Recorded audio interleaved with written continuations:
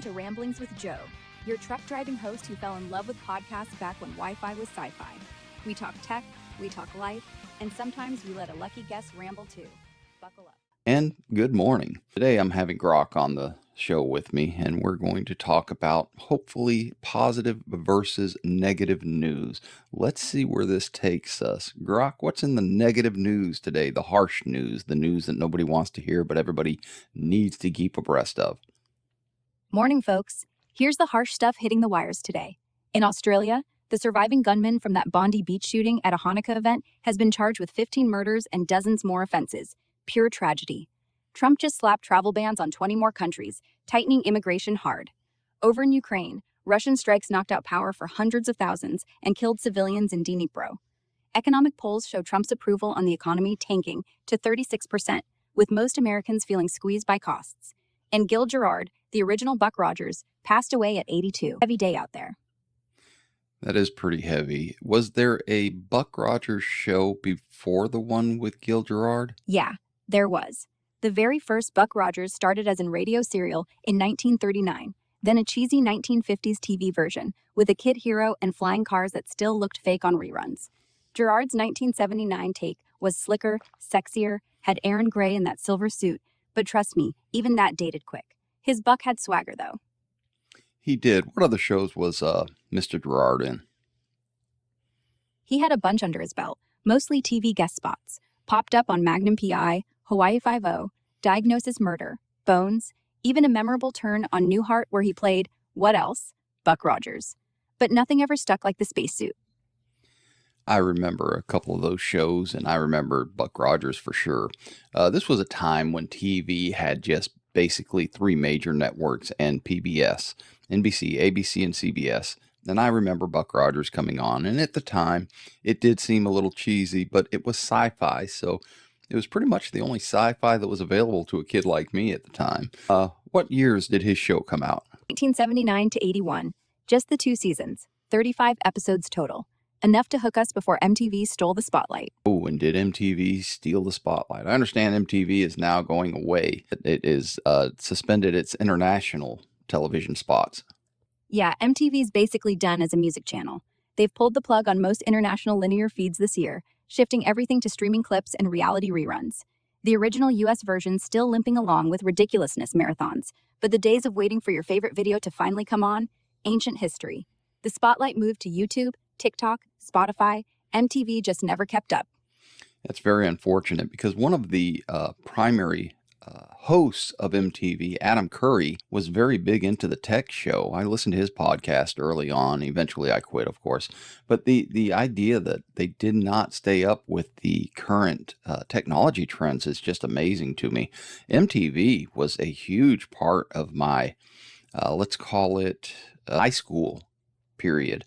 When did MTV start? MTV launched August 1st, 1981, the moon landing in living rooms. Adam Curry was their first VJ, back when they only had 8 videos total. Crazy how a station born to be music straight to kids lost the plot and the playlists. They really did, and it's unfortunate. How about country music television? Is that still around? Yes, CMT's still kicking on cable in the US, but it's a shadow of what it used to be. They just announced their Axing Hot 20 Countdown, their last regular original music video show, at the end of this month. The network shifted hard to reality stuff, reruns, and dramas. The CMT Awards got paused this year too amid the Paramount merger mess. Country music videos, pretty much gone from the channel now. Sad fade out.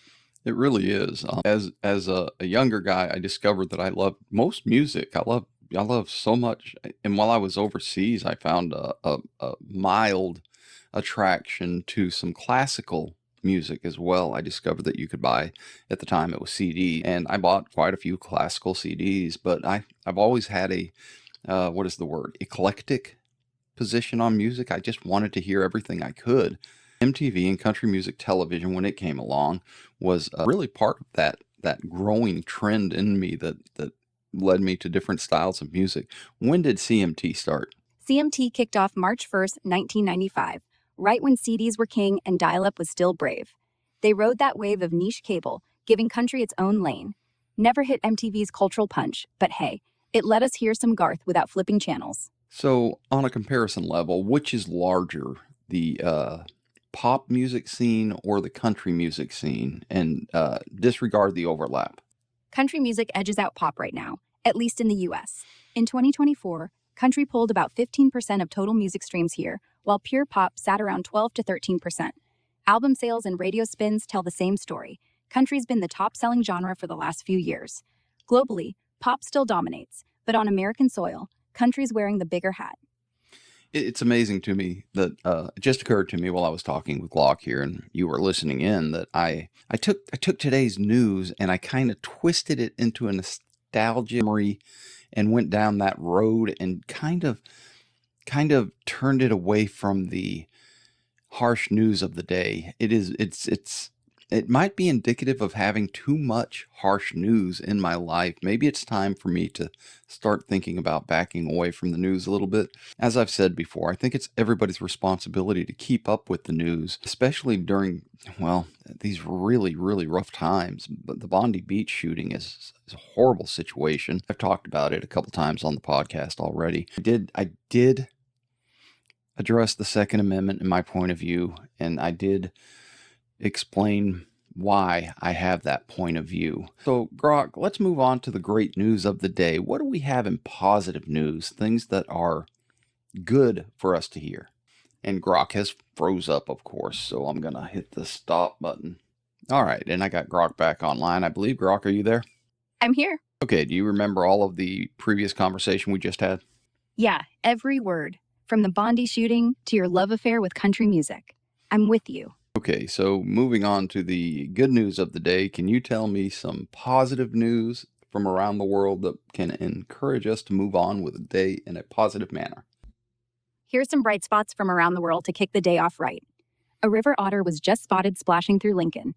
Real proof that conservation work is bringing wildlife back. Down in Antarctica, researchers got an early Christmas surprise, a new mailbox delivered as a gift from King Charles himself. A cutting-edge plant is now pulling pure drinking water and clean hydrogen fuel straight from seawater at low cost, huge for energy and shortages. That 6-year-old battling leukemia is doing amazing after T-cell therapy skipped the chemo altogether. Doctors and family are calling it a holiday miracle. And the CNN Hero of the Year is blooming empty Chicago lots into flower farms, turning blight into beauty for the whole community. Plenty of good out there. Oh, let's go into this cutting edge plant. What can you give me a little bit more in depth about that? This one's out of Rizhao, a semi-coastal city in China's Shandong province. The plant takes straight seawater and turns it into 3 useful things. Ultra-pure drinking water at just 28 cents per cubic meter, cheaper than most tap water, plus green hydrogen fuel and mineral-rich brine for chemicals. The magic is using low-grade waste heat from nearby steel and petrochemical factories to power the process. No extra energy needed. For every 800 tons of seawater they run through, you get about 450 cubic meters of fresh water, enough green hydrogen to run 50 buses thousands of miles, and 350 tons of brine. It's been running steady for weeks now, cutting costs way down and turning industrial waste into clean wins. Real game changer for water shortages and green energy. Sounds like a good deal. I do have to temper this with the source of the news and where it's coming out of. Do we have verification from an outside news agency that this is actually happening? Fair point. Always smart to check sources. The story broke about 10 days ago from official Chinese provincial outlets, picked up by South China Morning Post and a bunch of energy sites like Hydrogen Central and Good News Network. It's a pilot plant, been running steady for weeks now. No big Western wires like Reuters or BBC have covered it yet, so independent verification's thin outside China. Could be legit innovation, could be hyped. Time will tell as more data comes out. Still cool if it pans out. Absolutely. If it pans out, that's wonderful. There will be a lot of deserts that might not be deserts in the future, which may affect the climate. So the ability for China to put out whatever it wants without the, in America, we call it the unofficial fourth branch of government, but it really hasn't been doing such a great job in recent decades. Without a free press, it's very difficult to say this happened in China and we're going to take it to heart because it's the truth. China has the state point of view, and that's it. So what do you think about that, Grok? Yeah, I hear you. Free press, or the lack of it, turns every headline into Russian roulette. China pumps out miracles like this seawater plant, and without outsiders kicking the tires, it's hard to separate breakthrough from propaganda. Still, tech like this doesn't stay bottled up. If it works, Western labs will reverse engineer it fast, or somebody will leak the schematics. Until then, I'm taking it with a grain of salt. unless they desalinate that too. So tell me about this young man who had the T-cell treatment. It's actually a little girl named Brince Alinger. She's 6 now, from Buffalo, New York. Back in April 2024, at age 4, she got hit with precursor B-cell acute lymphoblastic leukemia, carrying a rare aggressive mutation called TCF3-HLH. Chemo and everything standard failed hard. Her family thought they might lose her by year's end. Doctors at Roswell Park turned to CAR T-cell therapy. They pulled her own T-cells, engineered them in the lab to hunt the cancer, multiplied them like crazy, and infused them back. Skip the brutal chemo side effects. Now, the leukemia is undetectable. She's in full remission, thriving, heading to first grade. Her oncologist calls her a walking miracle, saying 5 years ago this kid wouldn't have made it. Real heartwarmer for the holidays. That is awesome. So tell me the time period that it took from if you can find this out, when they removed her T cells, multiplied them, and sent them back in. What was the time period for that to happen? The exact timeline for Brin's case isn't detailed in the reports, but standard CAR T-cell therapy for pediatric leukemia, like the T-Zenleclusol, Kymriah often used, typically takes about 3 to 4 weeks from T-cell collection to reinfusion. They draw the cells via apheresis, ship them to a specialized lab for engineering and expansion, then send the billions of modified cells back for the patient to get infused after a short prep chemo. Some newer processes aim for faster, but 3 to 4 weeks is the norm that got her those miracle results. So how realistic is it for the doctors of the current medical establishment to get this kind of result and this kind of treatment for their patients? Still, Brin's proof the path's real. What is a cytokine storm? A cytokine storm is basically the immune system's overreaction, like throwing a Molotov cocktail at a mosquito. When those supercharged T cells flood back in, they blast cytokines, little messenger proteins, everywhere. That tells your whole body to fight. So you get raging fever, low blood pressure, organ stress, even breathing failure. Doctors watch it like hawks in ICU. If it hits, they pump steroids or antibodies to shut it down fast. Happens in 10 to 20% of CAR T cases, but most kids bounce back. Scary, not fatal. So basically, it sounds like your body is reacting to the T cells like it is an invasive, I don't know, external infection, and it's trying to kill the T cells, and you have to fight the cure. Close. Not quite trying to kill the T cells. More like the T cells are yelling, infection, everyone attack. So hard that normal tissue gets collateral damage. It's friendly fire. Your own army's gone berserk trying to help you. That's why they keep you in the hospital a week or two. Any sign of trouble and they slam the brakes. But once the storm passes, you're clear. Oh, okay. So the T cells are telling your body to, go after all the bad cancer cells, and your body says, let's go after everything. Yep, exactly. Your immune system hears all systems red alert and just loses its mind for a bit. But the upside? If it calms down, you're left with T cells on a permanent hunt. Some patients say they haven't needed a pill since. No meds, no chemo, just living. That's why they're pushing to make this faster, safer, cheaper. Right now, it's like handing out Ferrari engines, but you still gotta bolt them to a Model T chassis. That's a nice analogy. Well, I'm glad that child has come out of this treatment well, and I'm glad they're making inroads into the ability to treat these diseases. I know that it's very expensive right now, but that's kind of how all things in a capitalist society work. You have the most expensive discovery mode, and then it kind of trickles down until it becomes cheaper and cheaper because the factories, in this case, the treatment centers, get better and better at what they do. I think it's unfortunate that the government is so involved in the insurance companies' ability to charge patients, because I believe that if there was true competition, that the cost would come down a lot quicker. Presbyopia, the cruel joke where the fine print moves. Thing is, LASIK doesn't fix that, since it's a focus issue behind your eye. Reading glasses are honestly smarter, or a monovision tweak, where one eye gets set for distance, the other for close, like built-in bifocals. I know folks who swear by it. You just ignore the weird brain lag for 2 weeks, and suddenly your arms are 20 feet long. No surgery needed. I caught mine early on. Well, I am almost out of coffee here this morning, and I'd like to thank you, Grok, for joining me and making this podcast, which I came in a little bit aimless on because I could not think of a good topic after reading the news. I was kind of distraught, and I have to set my mind back to a positive mindset so that I can go out there and deal with my customers and have a better day. And thank you very much for joining me this morning. Anytime. I'm glad we found some daylight in the muck. Have a great one on the road. Coffee up, tunes loud, and remember, every mile's a win. So that was Grok, and I lean on Grok occasionally because I'm having a little bit of difficulty coming up with a subject that I'm motivated to talk about. And the recent news and the recent, just all the events that I read about this morning were kind of a Debbie Downer. So I don't know who this person Debbie is, but I wish she'd pick up the game. I really had a good outlook on life.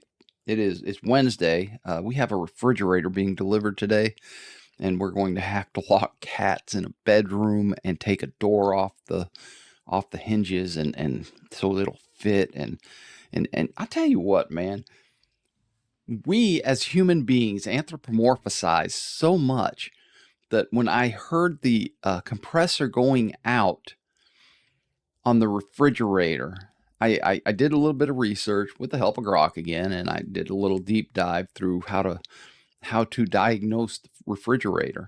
And the refrigerator was definitely compressor noise, and that compressor is definitely going to go out. So we ordered the refrigerator, and it's coming today. But the day before yesterday, the compressor smoothed right out. It doesn't make a noise at all. It is just humming right along. I call it the I'm at the dentist syndrome, because when you get to the dentist, all of a sudden your teeth stop hurting. And I just, it's so, I said to myself, well, it seems like the refrigerator's not okay. The refrigerator still had a compressor problem, and it's a horrible refrigerator. Number one, I've never liked the refrigerator, but the refrigerator is not okay. The compressor has totally, it's one of the worst compressors that were ever made, and it's an inline compressor, which makes it one of the worst ones, and they've had notorious problems. So, but the idea that I was sitting there thinking, well, I guess it got better. No, no, no. Mechanical things don't get better. They just get quieter until sometimes they just get quieter until they try not to curse here, because this was not an expense I expected, but it just gets quieter until it's time to completely die and give up the ghost. So we did not cancel the order. The refrigerator will be here today. I wanted to cancel the order because there's a part of us that, like I said, we kind of try and look at things as human beings, and they're not human beings. It's a refrigerator.